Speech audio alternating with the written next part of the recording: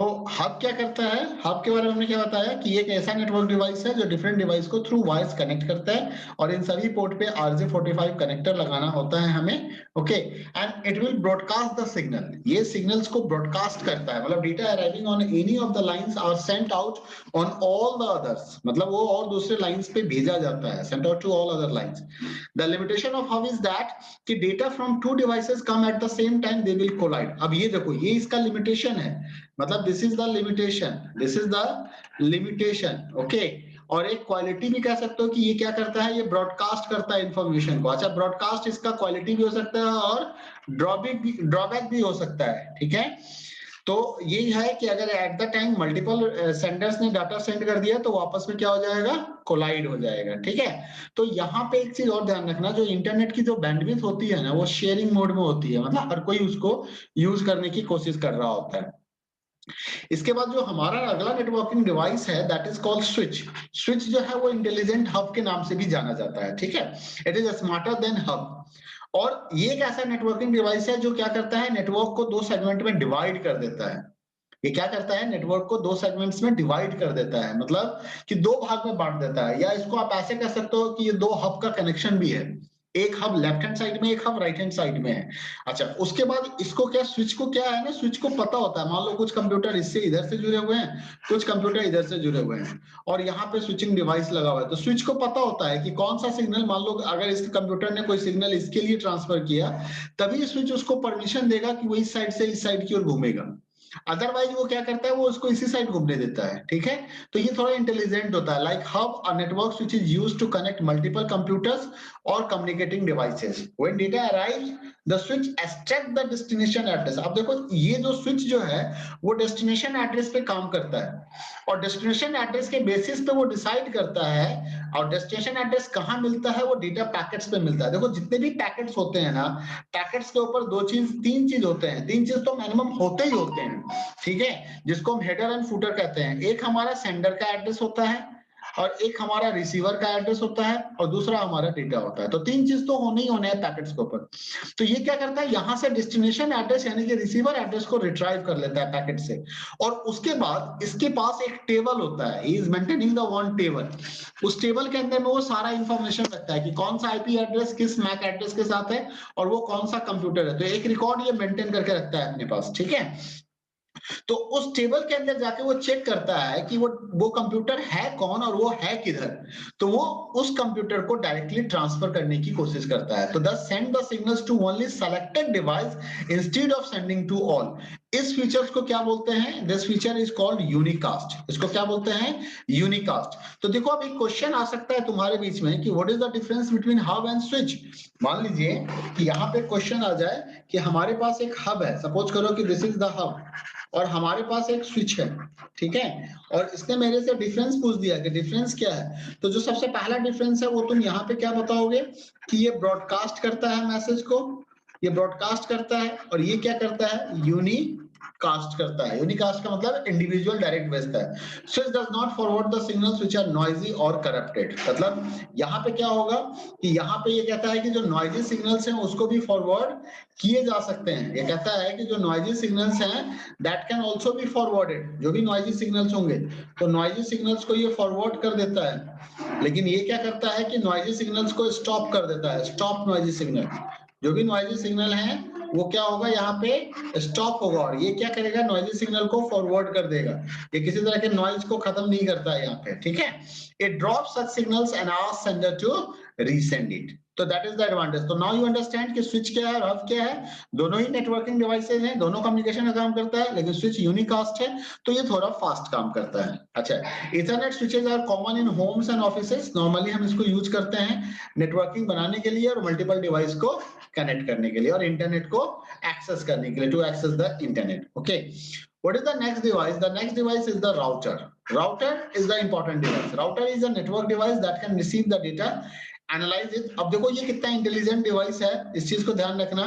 वो सिग्नल को रिसीव करेगा, सिग्नल को एनालाइज करेगा, जो भी डेटा उसके पास आ रहा है उसको एनालाइज करेगा और फर्दर उसको ट्रांसमिट कर देगा दूसरे नेटवर्क्स पे।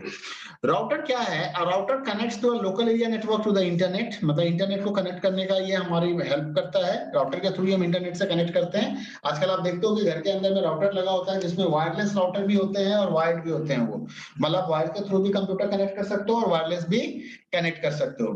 कंपेयर टू हब, अब इसको देखो हब से कंपेयर कर रहा है और स्विच। और राउटर हैज एडवांस कैपेबिलिटीज, क्या है इसके पास?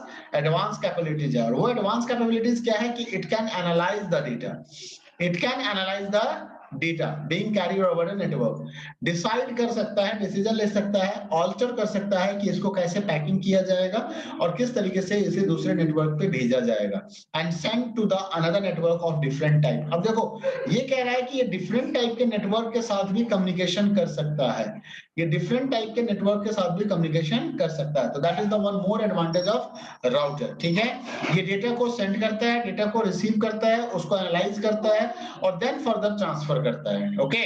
और ये डिफरेंट टाइप्स ऑफ के नेटवर्क के बीच में भी कम्युनिकेशन एस्टैब्लिश करा सकता है। Data has been divided into the packets of certain size, एक सर्टेन साइज के पैकेट्स में डेटा को डिवाइड किया जाता है। Suppose this packets to be carried over a different types of the network which can not handle bigger packets, मतलब जहां पे देखो राउटर्स का एक इंपॉर्टेंस ये भी है कि जैसे मान लो कोई डेटा है जो बहुत बड़े साइज का है और वो नेटवर्क पे कैरी नहीं हो सकता है, तो वो क्या करेगा, वो उसको छोटे-छोटे पैकेट्स में डिवाइड कर देगा, तो बिगर पैकेट्स को भी ये हैंडल कर लेता है, ठीक है। और उसको फिर क्या करेगा, छोटे-छोटे पैकेट्स में डिवाइड करके और फर्दर उसको वापस रीपैकेजिंग भी कर देगा, मतलब जहां पे मान लो इस जगह पे राउटर ने क्या किया, उसको छोटे-छोटे पैकेट्स में डिवाइड कर दिया, ये राउटर उसको क्या करेगा, रीअसेंबल करके फिर मैसेज बना के ट्रांसफर कर देगा, है ना, send over the network smaller packets and then send over the network by a router, okay. तो दिस इज द राउटर, ये मोस्ट कॉमन राउटर है जो आजकल हर घर में दिख जाएगा। अगर आप ब्रॉडबैंड कनेक्शन लेते हो then after you are getting this router also, उसमें एक या दो एंटीना लगे होते हैं, है ना, और उसमें 2-3 वायर भी होता है। आप वायर से भी RJ45 से भी लैपटॉप को डायरेक्ट कनेक्ट कर सकते हो या वायरलेस थ्रू भी आप अपने कंप्यूटर को कनेक्ट कर सकते हो।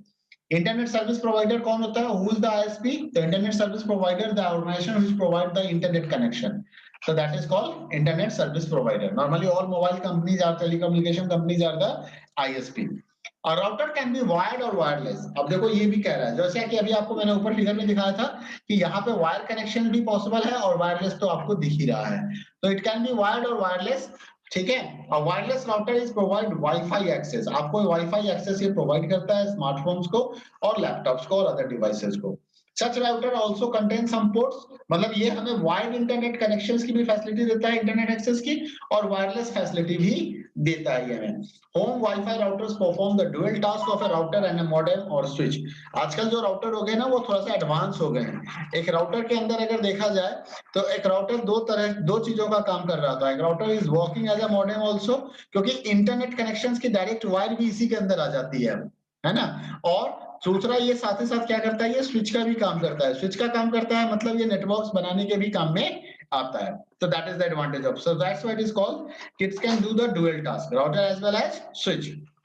अच्छा, एक चीज और ध्यान रखना है, the routers connect to the incoming broadband lines from internet service provider and convert them to the digital data for computing devices to process. अब देखो ये कर रहा है ना, तो ये किसका काम है, ये मॉडेम का काम हो गया, ये मॉडेम का काम हो गया। और मल्टीपल डिवाइस को आप इससे कनेक्ट भी कर लेते हो, तो ये किसका काम हो गया, ये स्विच का काम हो गया। तो देखो स्विच का भी काम मिल गया और मॉडेम का भी काम मिल गया, तो दोनों ही काम हम यहाँ पे कर सकते हैं। तो that is the advantage of router. Now the gateway. Gateway is the most important networking device. ये networking device क्यों important है? अगर दो कंट्री या दो इंटरनेट सर्विस प्रोवाइडर आपस में, मान लो this is the one internet service provider, ये हमारा एक इंटरनेट सर्विस प्रोवाइडर है और ये हमारा दूसरा इंटरनेट सर्विस प्रोवाइडर है, ठीक है। ये दोनों इंटरनेट सर्विस प्रोवाइडर हमारा, अब ये एक दूसरे से कनेक्ट होगा, ये एक दूसरे से कनेक्ट होगा, तो दोनों का अलग अलग आर्किटेक्चर हो सकता है, अलग अलग सिस्टम हो सकता है। तो कहते हैं ये डिफरेंट आर्किटेक्चर्स होते हैं, यानी कि दो नेटवर्क सर्विस प्रोवाइडर्स आपस में कनेक्ट होते हैं, तो इनके बीच में क्या लगा होता है, इनके बीच में गेटवे लगा होता है। क्या है लगा हुआ यहाँ पे गेटवे लिखा हुआ है। या आप कह सकते हो कि आपका जो इंटरनेट सर्विस प्रोवाइडर वो गेटवे है आपके लिए। क्यों? क्योंकि आपका जो पर्सनल नेटवर्क है और जहां से आप डेटा एक्सेस कर रहे हो उसका जो पर्सनल नेटवर्क है, दोनों सेम आर्किटेक्चर का नहीं भी हो सकता है। वो दोनों अलग अलग आर्किटेक्चर का हो सकता है, डिफरेंट आर्किटेक्चर का हो सकता है, ठीक है, या डिफरेंट टाइप्स ऑफ प्रोटोकॉल्स आप यूज कर रहे होगे वहां पे। तो गेटवे हमारी मदद करता है एक आर्किटेक्चर से दूसरे आर्किटेक्चर के नेटवर्क में कम्युनिकेट करने के लिए। As a term, gateway suggests is a key access point that acts as a gate. देखो, key access point that acts as a gate between organization network, between an organization network, मतलब and outside world of internet को connect करने के लिए या दो organizations के network को connect करने के लिए हमें किसकी जरूरत होती है? We all require gateway. So gateway serve as a entry and exit point of a network. Okay, for all types of the data coming or going out from the network must be first passed through the gateway. अब ये ध्यान रखना, जितना भी data आप internet से ले रहे हो, चाहे आप इंटरनेट को दे रहे हो, वो डेटा किसी ना किसी गेटवे से जरूर पास कर रही होती है through the gateway in order to use the routing paths. Okay, beside routing, data packets और gateways also maintain, देखो राउटिंग पाथ्स को भी डिसाइड कर रहा है, लेकिन इसके अलावा गेटवे का अगला काम क्या है ये भी याद रखिएगा आप कि it's maintain about the host network internals connection path. ये क्या करता है? ये सभी होस्ट नेटवर्क का एक कनेक्शन पाथ गेटवे ना याद कर लेता है कि पिछली बार जब हम डेटा भेजे थे, इधर से भेजे थे, वो ऐसे इस सर्वर से होते हुए इस सर्वर के पास गया था, फिर इस सर्वर के पास गया था, तब जाके यहाँ पहुंचा था। फिर अगली बार मान लो उसने कोई डेटा भेजा तो वो देखा क्या, ये तो इस सर्वर के पास गया, फिर वहां से इस सर्वर के पास गया, फिर वो डायरेक्ट इसके पास पहुंच गया। तो क्या किया उसने? इस पाथ को नोट डाउन कर लिया। अब उसने देख लिया कि किस पाथ से कम टाइम लगेगा, किस पाथ से ज्यादा टाइम लगेगा, तो वो हमेशा कोशिश करता है कि मिनिमम टाइम कंज्यूमिंग पाथ को यूज किया जाए। लेकिन अगर इस पाथ में ट्रैफिक ज्यादा है तो वो क्या करेगा? फिर वो इस पाथ के थ्रू डेटा को ट्रांसफर करेगा। Okay, so and identify paths of the other. If node from one network wants to communicate with a node of the foreign network, it will pass the data packets to the gateway. ठीक है, अगर एक network से दूसरे network में data को पास कर रहे हैं तो वो डेटा हमारा गेटवे से पास होके जाएगा। ये चीज ध्यान रखना है। Okay, which then routes to the destination using the best possible route. देखो best possible route भी यही डिसाइड कर रहा होता है। For simple internet connectivity at homes, the gateway is usually internet service provider. मैंने अभी आपको बताया था कि जो आपका इंटरनेट सर्विस प्रोवाइडर है वही आपके लिए क्या काम कर रहा है? That is work as a gateway that provide access to internet. Generally, a router is configured to work as a gateway device in computer network. हम राउटर को यूज करते हैं कि वो गेटवे डिवाइस के तौर पे काम करे हमारे कंप्यूटर के लिए।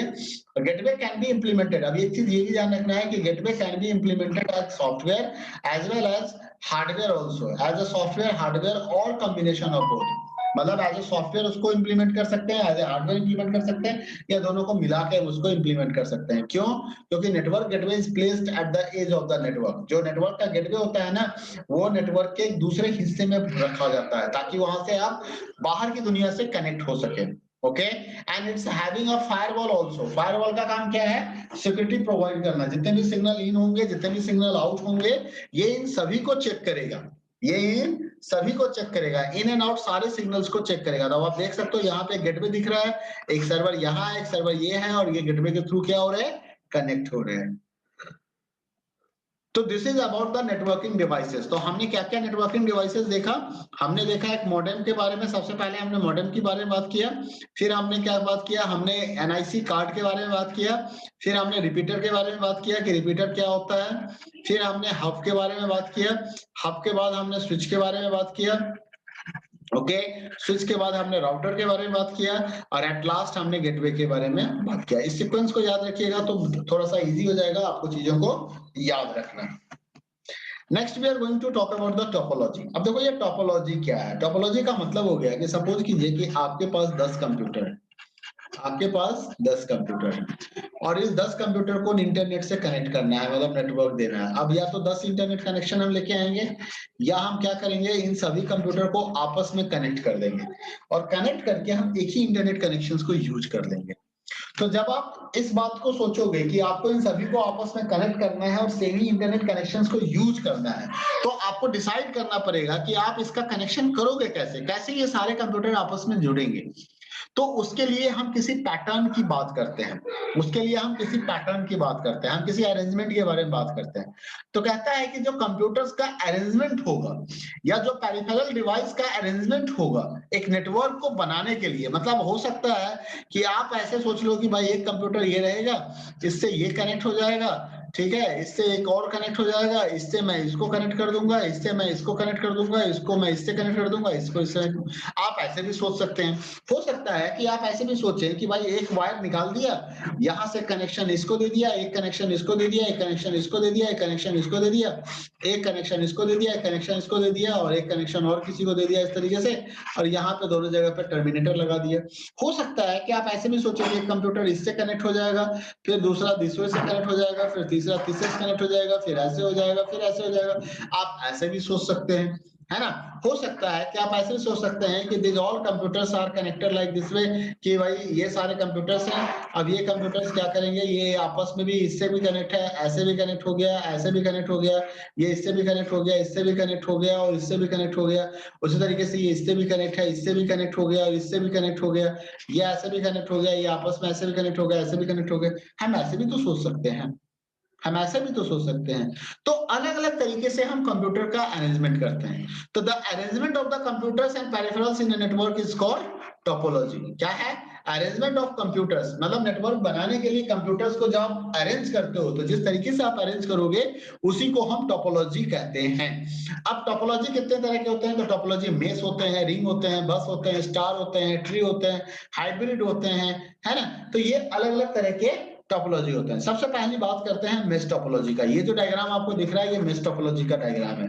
मेश टोपोलॉजी में क्या कहता है? यहाँ कहता है कि जितने भी कम्युनिकेटिंग डिवाइसेज हैं, जितने भी नेटवर्क से कनेक्टेड डिवाइस हैं, वो सभी एक दूसरे से कंप्लीटली कनेक्ट होंगे। जैसे मान लीजिए 3 कंप्यूटर है, तो ये कंप्यूटर इससे कनेक्ट हो गया, ये कंप्यूटर इससे कनेक्ट हो गया, ठीक है, ये भी इससे कनेक्ट हो गया। तो अब ध्यान से देखो कि ये कंप्यूटर अगर चाहे तो इसको भी डायरेक्ट मैसेज भेज सकता है, इसको भी डायरेक्ट मैसेज भेज सकता है।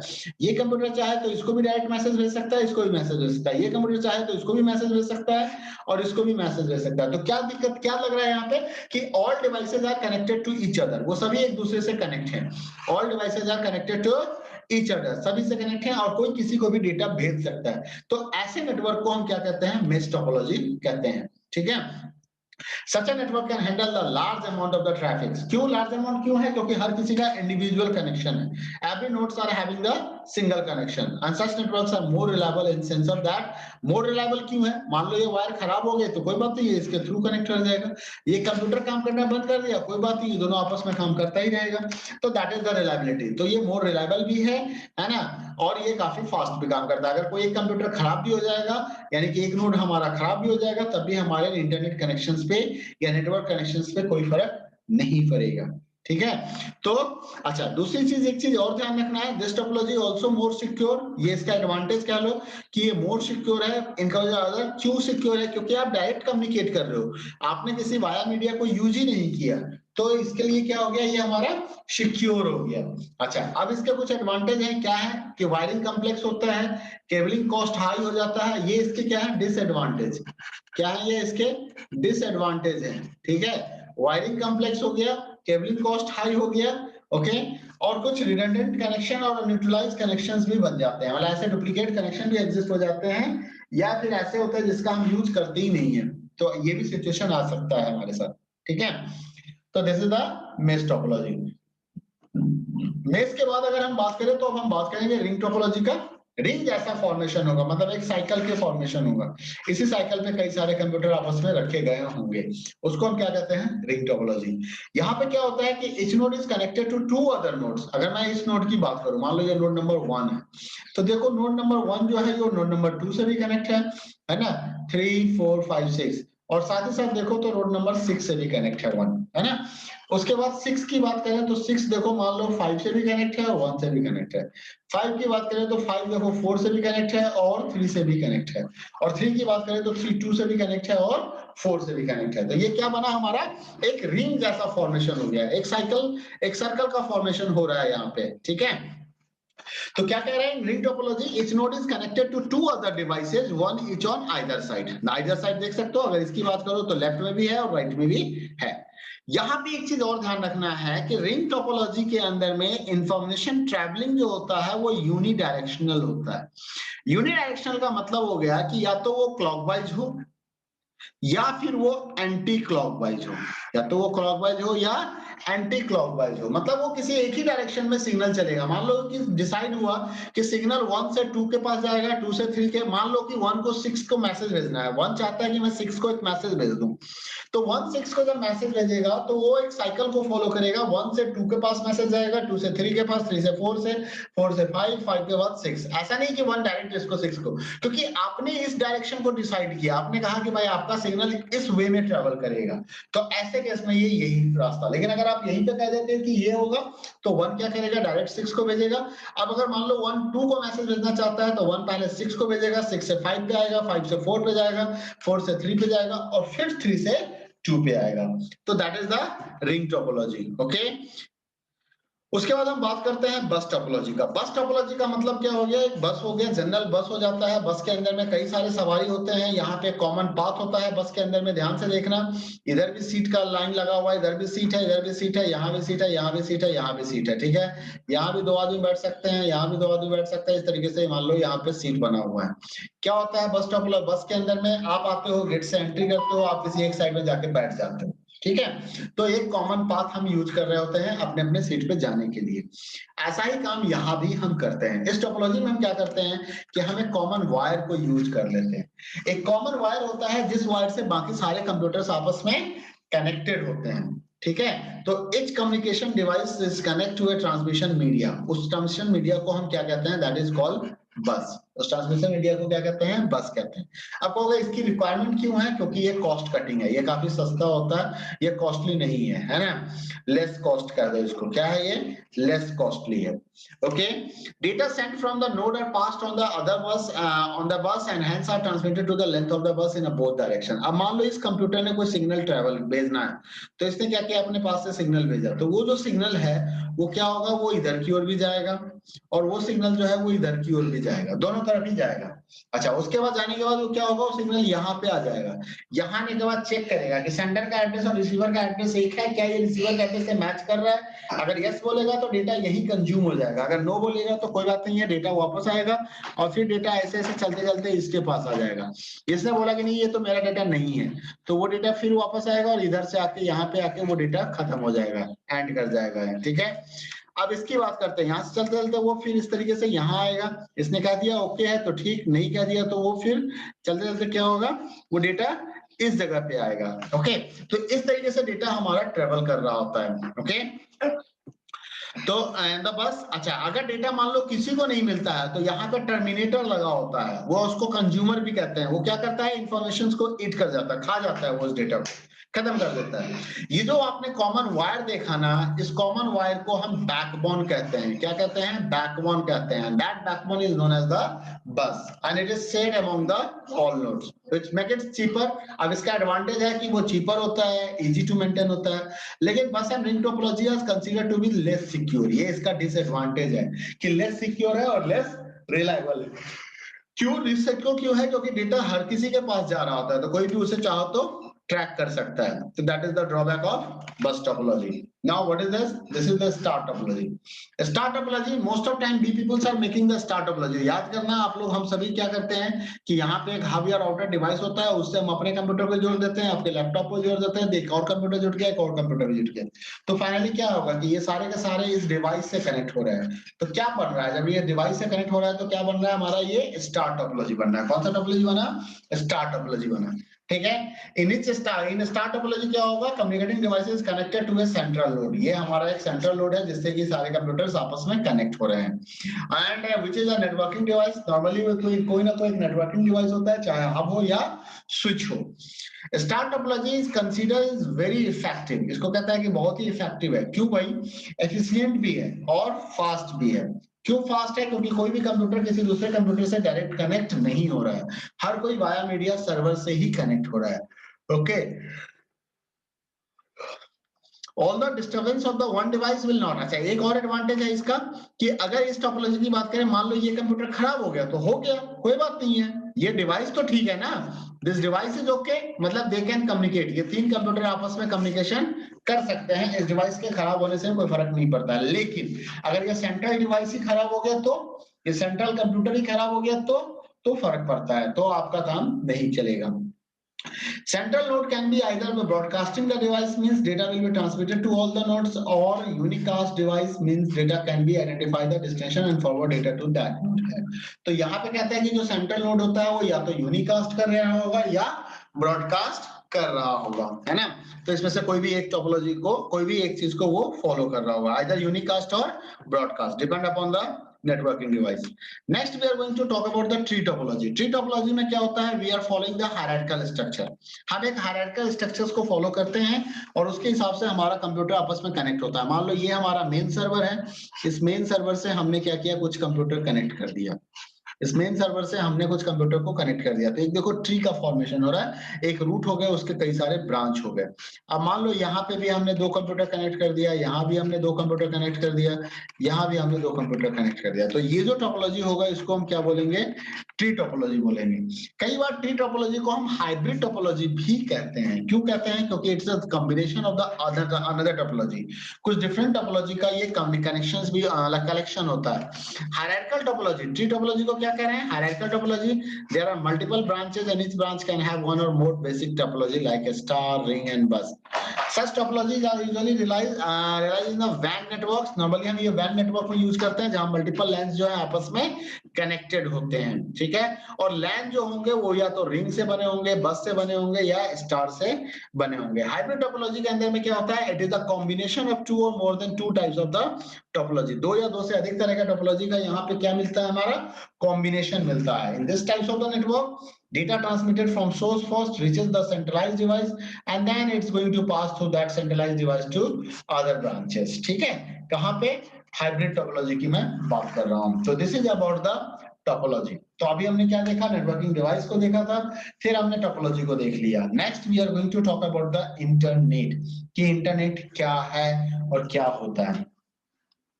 देखो इंटरनेट को हम कहते हैं it is the global network of the computing device है ये, ठीक है। ग्लोबल नेटवर्क क्यों बोलते हैं इंटरनेट को, क्योंकि पूरे वर्ल्ड वाइड कंप्यूटर्स को मिलियंस और billions of computers are connected with the internet. Okay, so including desktop, laptop, servers, tablets, mobile phones, other handheld devices as well as peripheral devices, printer, scanner, etc. These all are going to connect with the internet. In addition, it also consists of the networking device such as routers, switches, gateway, etc. Today, smart electronics appliances like TV, AC, refrigerator, fan, light can also communicate through the internet. अब देखो आजकल का time क्या हो गया, हम smart device की बात करते हैं, हम कहते हैं भाई हमारे पास स्मार्टफोन है, ठीक है। कोई कहता है नहीं नहीं हमारे पास तो स्मार्ट वॉच है, कोई कहता है नहीं नहीं हमारे पास तो स्मार्ट टीवी है। इस तरीके से देखो कई सारे स्मार्ट डिवाइस आ गए हैं। ये स्मार्ट डिवाइस क्यों स्मार्ट है, because they are capable to connect with the internet, वो इंटरनेट से कनेक्ट हो जाते हैं। Now the list of the such smart devices are always increasing, like देखो drone, vehicles, door lock, security camera, ये सब क्या हमारे स्मार्ट डिवाइसेज हैं। कहता था internet is evolving every day. अब देखो इंटरनेट के अंदर ना कुछ हर दिन नया हो रहा होता है। तो कंप्यूटर्स, अब जो कंप्यूटर्स हैं वो या तो मॉडेम के थ्रू कनेक्ट होंगे, या तो मॉडेम के थ्रू कनेक्ट होंगे और connected modem through a cable और वायरलेस, या फिर वो वाईफाई के थ्रू कनेक्ट होंगे, जो भी इंटरनेट आप यूज कर रहे हो यहाँ पे। अब मॉडेम के केस में दो बातें हो गई, मैंने भी क्या बोला कि या तो वो वायर के थ्रू कनेक्ट होंगे या वायरलेस होंगे, तो वायर्ड हो सकते हैं और वायरलेस हो सकते हैं वो, ओके। अच्छा, ये जो कंप्यूटर है मॉडेम के थ्रू जब कनेक्ट होते हैं तो किससे कनेक्ट होते हैं, ये लोकल इंटरनेट सर्विस प्रोवाइडर से कनेक्ट होते हैं। जो लोकल इंटरनेट सर्विस प्रोवाइडर क्या करता है, हमें नेशनल नेटवर्क के साथ कनेक्ट करता है। तो अगर ध्यान से देखो तो एक इंटरनेट के लिए जब आप एक इंफॉर्मेशन को एक्सेस करते हो तो वो कई सारे सर्विस प्रोवाइडर से आपका इंफॉर्मेशन घूमता घूमता आपके पास आता है। कोई ऐसा नहीं कि एक ही सर्विस प्रोवाइडर आपको सारा इंफॉर्मेशन प्रोवाइड कर देता है, वो तभी कर सकता है जब सारा इंफॉर्मेशन उसी के कंप्यूटर पे रखा हुआ, और ऐसा है नहीं। इंफॉर्मेशन तो कुछ गूगल के कंप्यूटर में रखा हुआ है, कुछ कई सारे वेब होस्टिंग है तो उनके साइट पे रखा हुआ है। It's not only with you, ठीक है।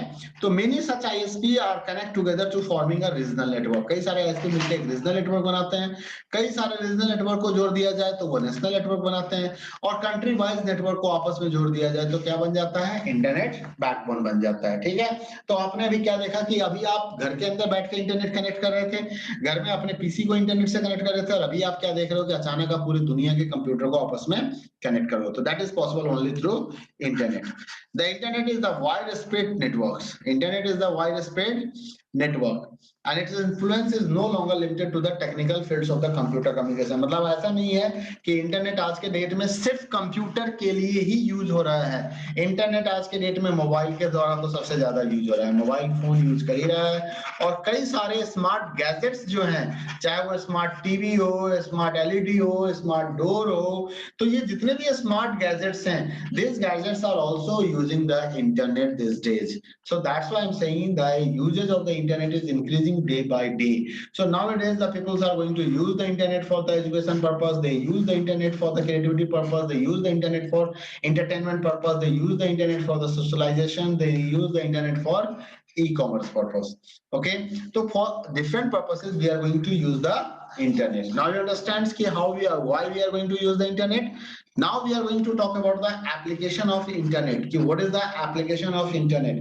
देखो, अगर आप एप्लीकेशंस की बात करो तो ऐसे तो हम बहुत सारा काम इंटरनेट पे करते हैं, लेकिन अगर उसको ब्रॉडली कैटेगराइज किया जाएगा, अगर उसको प्रॉपर तरीके से देखा जाए, तो हम ये देखते हैं कि इंटरनेट के 4 एप्लीकेशंस हैं। एक तो हमारा हो जाता है वर्ल्ड वाइड वेब, मतलब हम www ओपन करके, हम वेब को ओपन करके हम यहाँ सर्फिंग करते हैं। क्या करते हैं यहाँ पे, हम सर्फिंग करते हैं, हम यहाँ पे इंफॉर्मेशन को रिट्राइव करते हैं, इंफॉर्मेशन रिट्राइवल प्रोसेस चल रहा होता है हमारा यहाँ पे। ठीक है, उसके बाद आता है इलेक्ट्रॉनिक मेल। हम क्या करते हैं, हम पोस्ट सिस्टम को यहाँ पे यूज कर रहे हैं, हम मेल करते हैं, ईमेल जीमेल जो भी आप बनाते हो उसके थ्रू आप मैसेज भेजते हो।